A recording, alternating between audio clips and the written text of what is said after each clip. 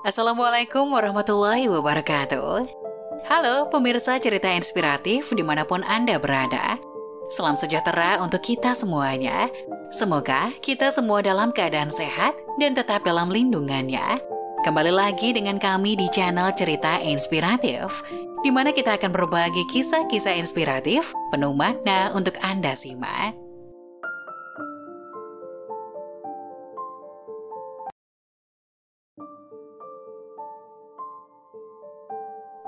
Suami bunuh istri demi selingkuhan, tapi selingkuhan bunuh suami demi warisan.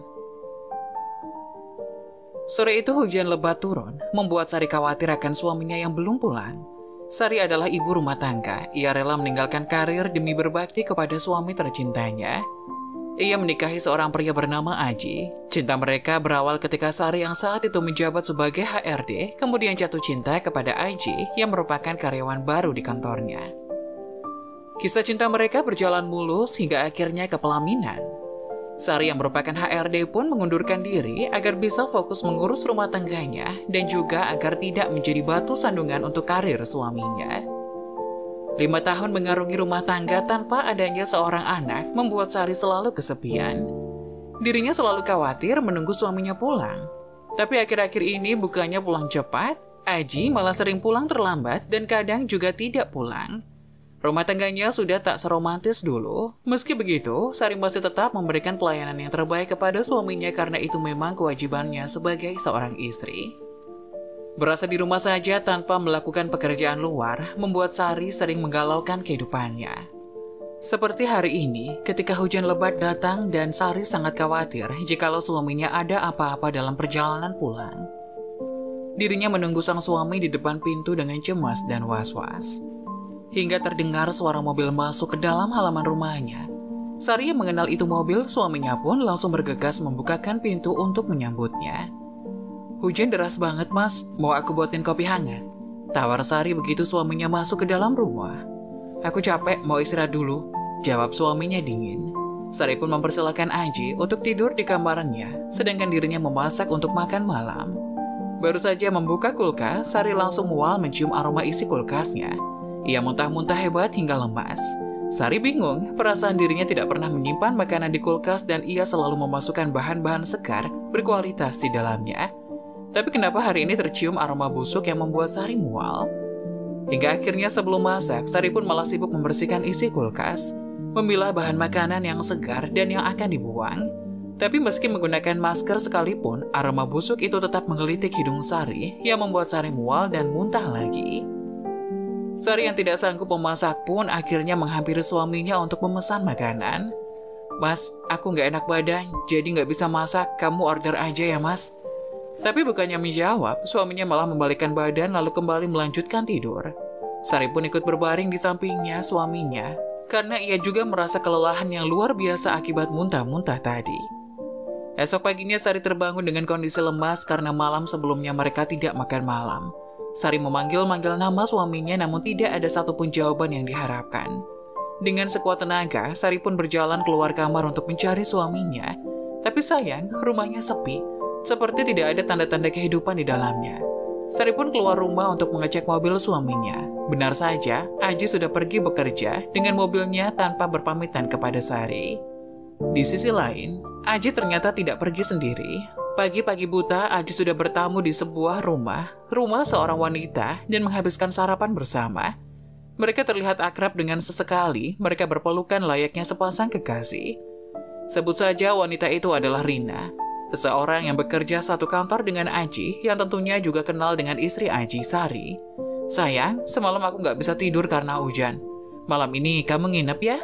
rengek Rina sambil bergelayut di lengan Aji. "Iya sayang, pokoknya aku bakal menemani kamu sampai pagi." Hingga akhirnya mereka berdua pun masuk ke dalam mobil dan berangkat kerja bersama. Di kantor mereka berdua tidak menunjukkan adanya kedekatan satu sama lain. Tapi ketika sudah di luar kantor, Aji dan Rini sangat lengket, layaknya sepasang suami istri yang baru saja menikah. Perawakan Rina yang tinggi dengan tubuh ramping membuat semua siapa saja akan tergoda, begitu juga dengan Aji.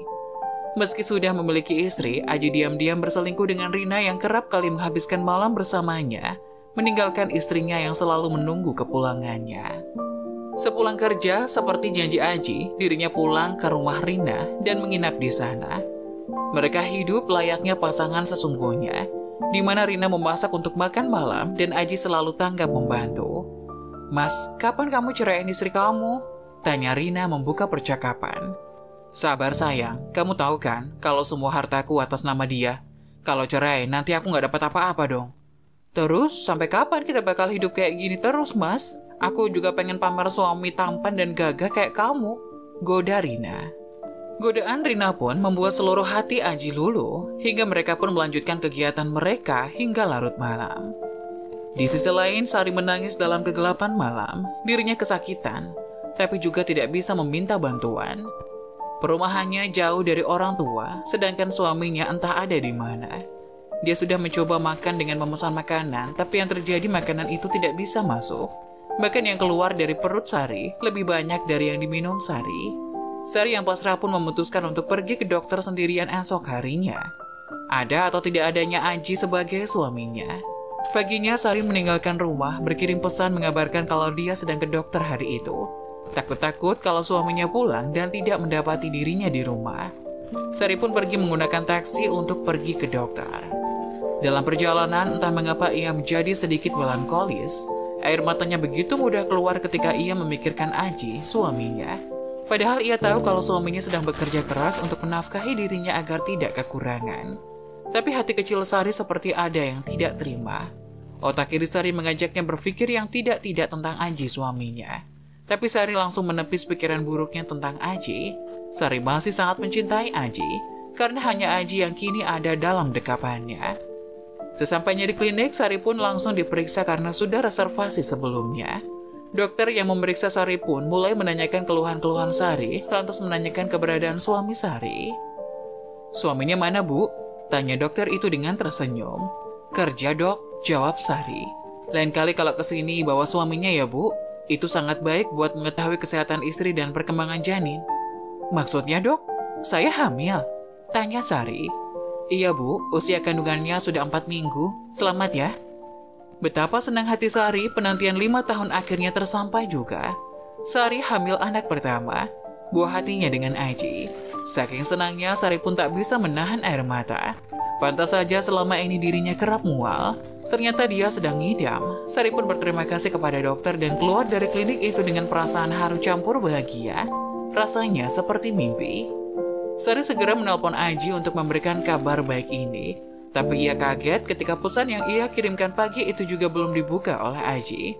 Ketika ditelepon, handphone Aji hanya berdering tanpa ada tanda-tanda akan diangkat. Demi kesehatan anak yang dikandungnya pun, lagi-lagi Sari mencoba berpikir positif karena ini masih di jam kerja.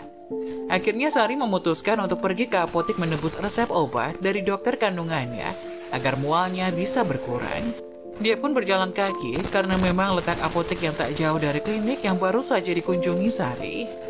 Di sisi lain, HP Aji terus berdering memunculkan nama Sari berkali-kali menelpon. Tapi pada saat itu, Aji sedang berada di mobil bersama dengan Rina. Dirinya tidak diberi kesempatan untuk mengangkat telepon dari Sari. Rina terus saja menggoda Aji meski mereka tahu mereka sedang berada di jalan raya. Aji mengendarai mobilnya dengan kencang hingga tanpa disadari ada pemotor yang memotong jalan dengan tiba-tiba, hingga membuatnya membanting setir ke kiri. Naasnya Aji malah menabrak pejalan kaki di sana. "Mas, kita nabrak orang, kamu nyetirnya gimana sih?" Seketika, orang-orang berkumpul mengerumuni mobil Aji dan orang yang ditabraknya. Salah satu warga mengetuk kaca mobil Aji dan memaksanya untuk keluar. Karena tidak ingin diamuk warga, Aji dengan cepat pun keluar dan melihat kondisi korban yang ditabrak Aji. Betapa terkejutnya Aji melihat wanita yang tergeletak berlumuran darah di depan mobilnya adalah Sari, istrinya sendiri. Aji yang panik pun langsung berteriak dan minta tolong agar Sari digotong ke dalam mobil. Aji yang gemetar melihat kondisi Sari langsung bergerak cepat melajukan mobilnya untuk ke rumah sakit. Rina yang duduk di kursi depan hanya dia mematung tak bisa berbuat apa-apa. Dirinya malah cemburu melihat kekhawatiran Aji terhadap Sari. Sesampainya di rumah sakit, Aji langsung membopong istrinya untuk dilakukan pertolongan pertama. Naas, sang istri mengalami pendarahan hebat yang membuat dirinya kritis hingga beberapa jam. Aji yang masih ketakutan berada di samping Sari sambil memanggil-manggil namanya. Kenapa hal ini bisa terjadi, padahal biasanya di jam segini Sari berada di rumah sambil nonton TV? Hingga Aji pun teringat dengan pesan singkat yang dikirimkan istrinya pagi hari tadi. Ia pun dengan cepat membuka chat dari Sari yang mengabarkan bahwa dia akan ke klinik. Karena penasaran, Aji pun langsung menggeledah isi tas Sari untuk mengetahui sakit apa yang dideritanya. Tapi bukannya didiagnosis penyakit yang didapatkan, ia malah menemukan foto hasil USG sebuah klinik yang baru saja dicetak. Iya, Aji akhirnya mengetahui bahwa Sari sedang mengandung anaknya. Tangis Aji semakin pecah, 5 tahun penantian akhirnya berujung juga. Meski akhir-akhir ini Aji memperlakukan Sari dengan buruk, ia berjanji akan memperbaiki diri dan menyayangi Sari demi buah hati yang ada dalam kandungannya itu. Ia juga bertekad untuk mengakhiri hubungan terlarangnya dengan Rina. Ia pun segera memeluk istrinya yang terbaring lemah. Ia menyesal sejadi-jadinya atas segala perlakuannya terhadap Sari dan juga atas segala pengkhianatannya. Tapi usai dipeluk, Sari malah kejang-kejang. Aji pun segera memanggil dokter untuk memeriksanya. Sari tak selamat akibat dari kecelakaan itu. Sari meninggal dunia di rumah sakit dalam pelukan Aji. Tangis Aji makin menjadi-jadi. Dirinya tidak menyangka bahwa nyawa istrinya akan hilang di tangannya sendiri. Terlebih sekarang kini dirinya menghilangkan nyawa buah hatinya. Hari berlalu, Aji semakin murung karena selalu menyesali apa yang terjadi. Hingga akhirnya datang seorang pengacara memberikan seluruh hak waris Sari kepada Aji suaminya. Aji yang masih dalam kondisi terpuruk tidak bahagia mendapatkan itu. Ia malah semakin menyesal dan kesal terhadap dirinya sendiri. Tapi beda dengan Rina yang terlihat sangat bahagia sambil memeluk Aji yang sedang menunduk. Pokoknya kita harus nikah, Mas. Kamu gak usah khawatir, aku akan mengandung anak sebanyak mungkin yang kamu mau. Hibur Rina sambil memeluk Aji. Aji hanya tersenyum. Beberapa bulan berlalu, Aji makin terlihat kurus dan tak terurus. Dirinya sampai berhenti bekerja karena mengalami depresi yang sangat hebat. Hanya ada Rina yang merawat Aji dan sesekali menggantikan pakaiannya. Rina memang kerap datang ke rumah Aji, tapi hubungan mereka sudah tidak seromantis dulu. Rina hanya datang untuk memberikan makanan untuk Aji. Bahkan seringkali Rina datang bersama seorang lelaki dan bermalam di rumah Aji dengan sengaja. Aji yang mengetahui itu tidak peduli lagi dengan apa yang Rina lakukan. Hingga puncaknya, Rina sengaja mencampurkan racun terlebih dahulu ke makanan yang akan dikonsumsi oleh Aji. Aji yang tidak menaruh curiga sedikit pun memakan dengan lahap seperti biasa. Tapi ketika berada di suapan terakhir, mata Aji melotot. Mulutnya mengeluarkan busa. Tubuhnya muncul keringat dingin hingga pada akhirnya jantungnya berhenti berdetak. Aji meninggal dunia saat itu juga. Rina yang melihatnya pura-pura bersedih dan meminta tolong satpam yang lewat agar dibantu membawanya ke rumah sakit.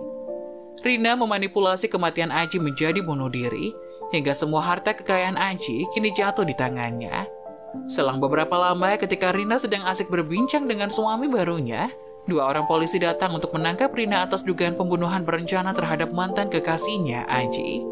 Tanpa mendengar penjelasan lebih dulu, 2 polisi itu segera memborgol tangan mulus Rina dan membawanya ke kantor polisi untuk diperiksa. Hingga vonis hakim memutuskan bahwa Rina mendapat hukuman penjara seumur hidup, yang artinya Rina akan membusuk di penjara selama sisa hidupnya.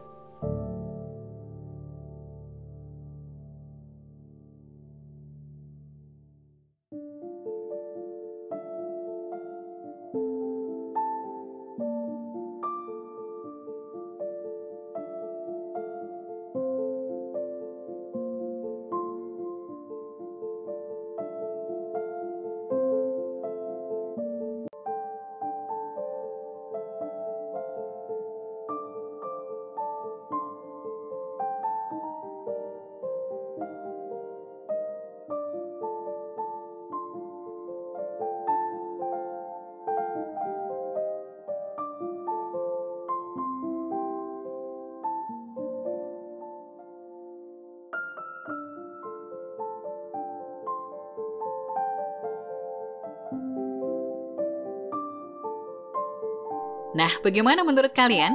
Jangan lupa tulis pendapat kalian di kolom komentar ya.